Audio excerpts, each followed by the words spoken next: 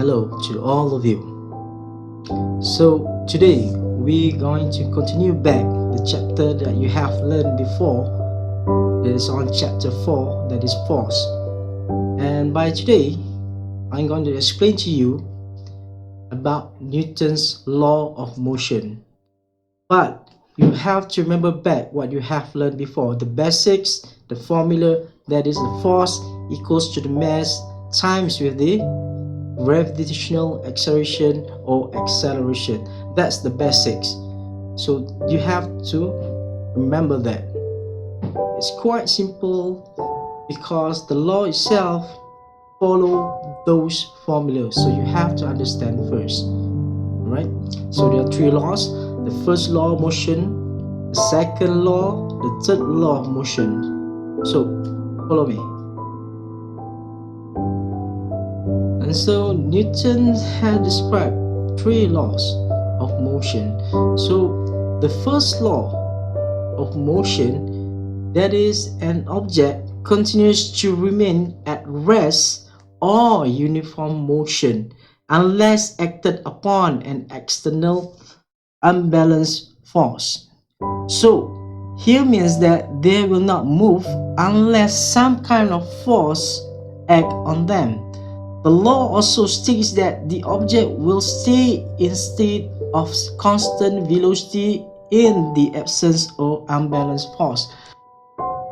Newton's first law of motion states that an object at rest will remain at rest or continues to move with uniform velocity in a straight line unless there is net force acting on it. So here is where the formula be created, that is, the net force is equals to the summation of all forces that equals to 0. Well, the F net equals to 0 means that nothing happened, it doesn't move. From the example that you're going to see after this, we'll explain why it becomes 0. We have an object that is a rock. So this rock has its own mass. By not moving means that it is at rest. Another word for not moving or don't have any motion. So the velocity at that point when it doesn't move or at rest, it is equals to 0. That is 0 meter per second. And when we say it doesn't move, means that the acceleration itself, it equals to 0. So the net force for this example is equals to 0. Why? The acceleration equals to 0. Anyway, for the first law, it gives us an idea of inertia.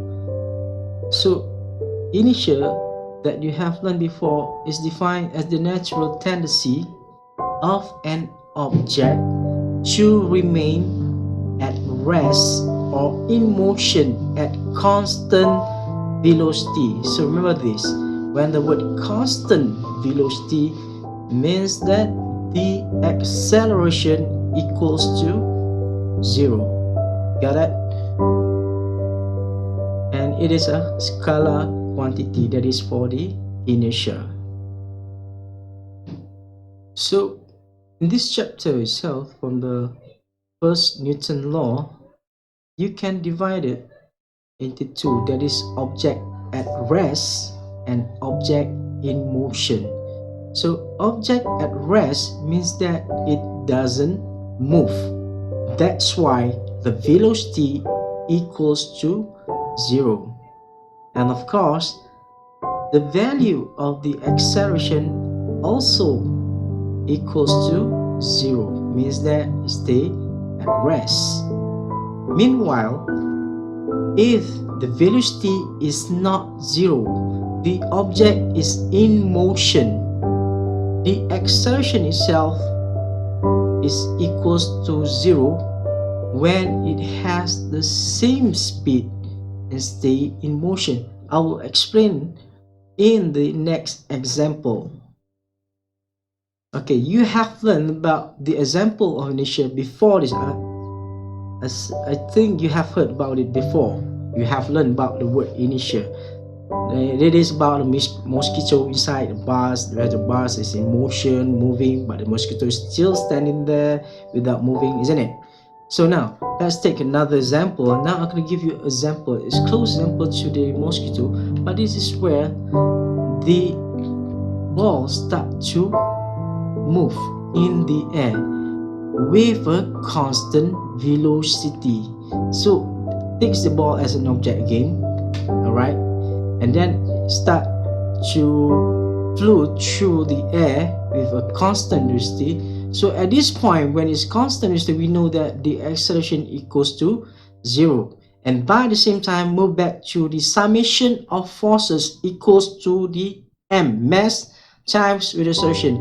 Now, the acceleration itself is equals to 0. So it means that when you times back with the mass of any object, it is equals to 0. The sum of the forces at this point is equals to 0. So the slide here is more clear to you, isn't it? Alright, so that's wrap up for the first Newton first law. Now we're gonna look at for the second law of motion.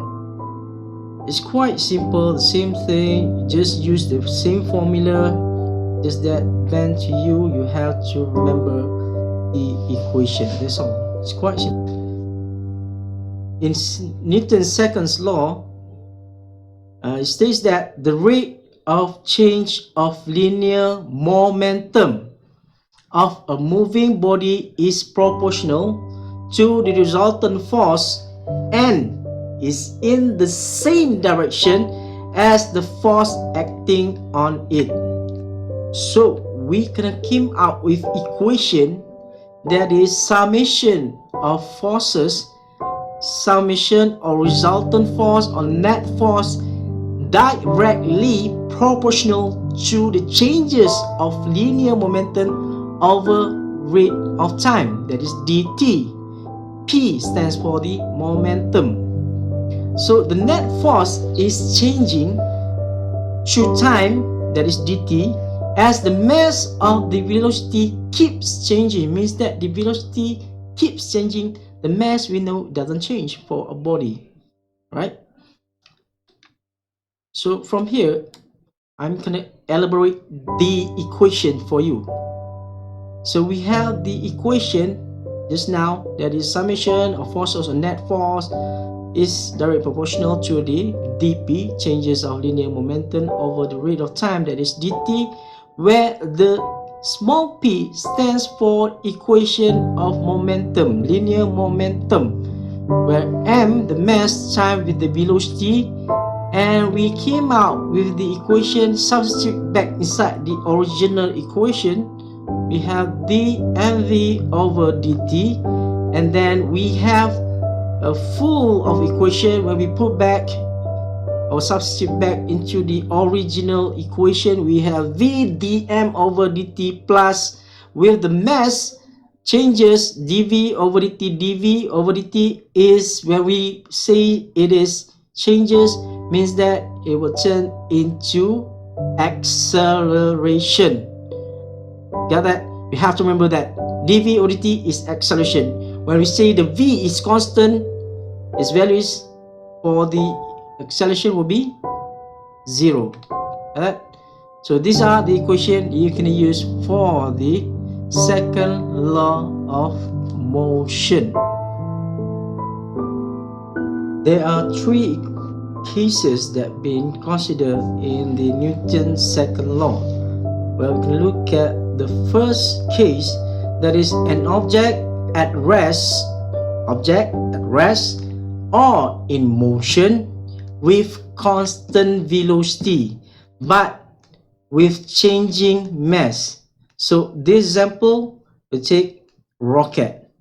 So again, back to the equation, that is F, summation of F equals to the force equals to V, where is the velocity, changes of m over dt. At this point, when constant velocity, means that the value of dv over dt from the vast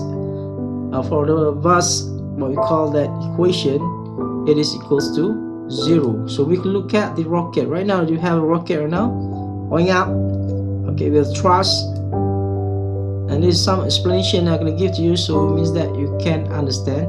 So as the rocket launch is going to reach a constant velocity, where again the acceleration equals to 0. As the mass is slowly reduced due to the air friction and the gravitational force, to have a constant velocity, the rocket fuel must be burned according to the calculated made by the engineer. So it means that when it goes up, it can less up its fuel. So it means that the mass changes. We have a fuel in a rocket, and then we use the fuel or burn up the fuel, then it's gonna be less, isn't it? It's quite simple. Alright, for now, second case. For the second case, we have object at rest or in motion with constant velocity and constant mass. The equation being used is from the equation of the past. There's the vast equation, that is the sum of the forces equals to the v, the velocity, and the changes of mass, that is from the rocket, isn't it? And plus with the mass and changes of the velocity. So changes of velocity dv over dt, as it changes, means that it's going to be acceleration. So basically, when velocity is constant, means that acceleration will be 0. So we come back to the first law of motion, that is the sum of the forces equals to 0. So at this point, we say that the momentum is constant. We can look at one of the example. So here we have a rock. The rock itself represents an object with a mass. This mass is more bigger than the man that is pushing it. For the second case, let's take example. A man pushing a rock with huge mass, and the man himself, well, from the figure, is quite small compared to the rock. So probably by pushing the rock might move slowly and constant motion, means that the rock going to move with constant motion because it's too heavy compared to the man here. And so this represents the rock moving with constant mass and constant velocity. And now we can look at the case number 3, the last case for the second Newton. So object with constant mass but changing velocity. So here we have the equation back, that is for the linear momentum, the time, and then we separate back to here. We have the velocity and also the mass, but here we look at the constant mass. Constant mass changing velocity means that it has acceleration, it's not 0. Alright, so you can see here the acceleration itself is dv over dt, has a value, is not 0 because the velocity is not constant. And again here, the object itself has the mass that doesn't change, means that it equals to 0. And so we have the equation, and go back, we have dv over dt. So m dv over dt is a. We have the equation is summation of forces or net force is equals to m times the a. Alright, so again here is everything back. What is it? The direction of the resultant force always the same direction of the acceleration. For case number 3, object with constant mass but changing velocity. So back to the basic equation. Again, the changes of the mass is equals to 0 because it's constant mass, and dv over dt represent as the acceleration, so where it has a value. So this one will be 0. So left over this one. dV/t is acceleration. When we substitute back into the equation, we have the resultant of forces, and m is the mass times the acceleration. So in this case, the direction of resultant force always in the same direction of the acceleration. So we're going to look at the example here. So in this case, in third case, we have a ball as an object, right? So it moving in constant velocity at this point before hitting the wall. After hit the wall, the velocity change and the direction change. So the acceleration will increase. In Newton's second law of motion, it states that the acceleration of an object is directly proportional to the net force acting on it and inversely proportional to its mass. So here, the equation here shows that the acceleration is directly proportional to the summation forces and inversely to the mass. So it means now, by increasing the value of the mass, will make the acceleration increase, the mass acceleration will be decrease. Decrease the mass, acceleration will be increase. So that's why we have the proportional here. It shows that it is related. The force which caused the motion of an object, this is the force. The force act on the object and the object moving at uniform acceleration, not at rest or not in equilibrium. So when we have that situation, we have the net force for each of it is F equals to ma. Moving on, we look at the Newton's third law of motion. So here, Newton's third law of motion states that every action force has a reaction force that is equals in magnitude but opposite in directions. So we have an example here. When a student pushes on the wall, it will push back with the same force. So means now, when you push the wall with a force, this is your force, you will have a reaction force that is opposite of the direction that you've done at the wall.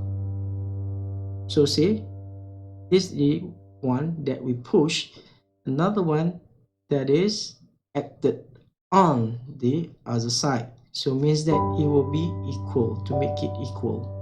Alright, so here we have FAB, that is from the hand, and then from the hand, and then another one is at the wall. So these are the direction, right? Direction to the left, normally we'll take negative. To the right, usually we take a positive to show the direction. So here you can see that the force is at B, a force hand on the wall, this force at the hand. Another example, if a car accelerates forward, it is because the tire and also the tire is going to the back. Okay, it rotates to the back, and then we have the surface that have friction. All right, the tires are pushing backwards on the road, and the road is pushing forward on the tire. So means that when it starts to rotate, the forces at the tire and it's going to the back, but the forces of the road are going to the front. So it means each of them are acting on each other, so they can rotate and move, right? Another one is rocket move forward as a result of push exerted by the exhaust gases which the rocket has pushed out. So this is a simple example. In all cases, when two bodies interact, the action and reaction forces act on different body. So this you will learn for the next chapter, that is for the 5th chapter. So that's all guys for the chapter 4. Thank you very much. So have a nice day. Thank you. welcome back. So today we're gonna learn the next chapter, that is chapter 5. In chapter 5 we're gonna learn about work, energy and power. So here in the first subtopic that I will teach is work. The work means that anything that you do, you run, you eat, you sleep, even your sleep, isn't it? You're doing work. Your body is doing work. Alright? Not doing work means that doing nothing. That's all. So we're gonna move on. From the word, we can look at the word work done. Work done is defined as the product of magnitude of displacement and the component of the force parallel to the displacement. Right. So we can say the definition is basically on the scalar product that is formed into equation between force and displacement of a body. So you can see here we have the capital W showing that it is the work done. Alright, and this is equals to the force that is parallel to the displacement. So it's quite simple. And in fact, after this we're going to look at work done by a constant force that has the equation the same, but just that we're going to add another one, that is the angle in between of the force and the displacement. From the equation of the work done is equals to the force times the displacement with the angle, we can see is that the work done is a scalar quantity, and the unit itself, if you look at the work done unit, to know the unit done, work done is that the force is in Newton, the S displacement is for the meter, so we have the unit of Newton meter, or because of it the work done itself is known as part of energy, we can have the unit in joule, where the W, capital W, just told you, is work done, the F, the force exerted on the object, and S displacement is the angle between force and the displacement. From the equation itself, the work, it does not have any direction. It doesn't have any direction, I repeat. So if it has positive, 0 or negative value, it will depends on the angle that is between the force and the displacement. Let's say now the angle is between 0 and 90 degrees. Then the angle cos theta, if it's more than 0, means that it will be positive value. When the work is more than 0, means that it has a positive value. The work done on the system means that work done on the system or an object where energy is transferred to the system. For example, we push our friends, means that we are giving energy, we are transferring our energy to our friends. And if let's say now the angle is between 90 and 180 degrees, then the value of the angle will be negative. This makes the work done is less than 0. It will have negative value. So it means that the work done by the system, where the energy is transferred from the system. Okay, now we're going to look at when the work done, the value of W, the capital W of an object is 0, the condition for it. Alright, the first condition is when the force is equals to 0. So we have an example. Here we have a man pulling something heavy, let's say it's a rock, a stone, whatsoever, and making an angle of 25 degrees. Alright, the force is this way, as you can see right now. So here, when it start to pull things, it have a constant velocity, as you can see now, constant velocity. So from the constant velocity, we know that the acceleration will equals to 0. When it comes to the equation of work done equals to the force times the displacement at a certain angle between it, the force here is equals to ma. Alright, it's equals to ma, and we know now constant velocity means that it will be 0. So when we substitute back the value of 0 here, the force will be 0. It times to the other value in here, the work done will be 0. The second part, displacement equals to 0. Alright, this is where the condition, when we push something, it doesn't move. Alright, when a force is exerted on an object, okay, it does not move. No work is done on the object. So it's back to the equation.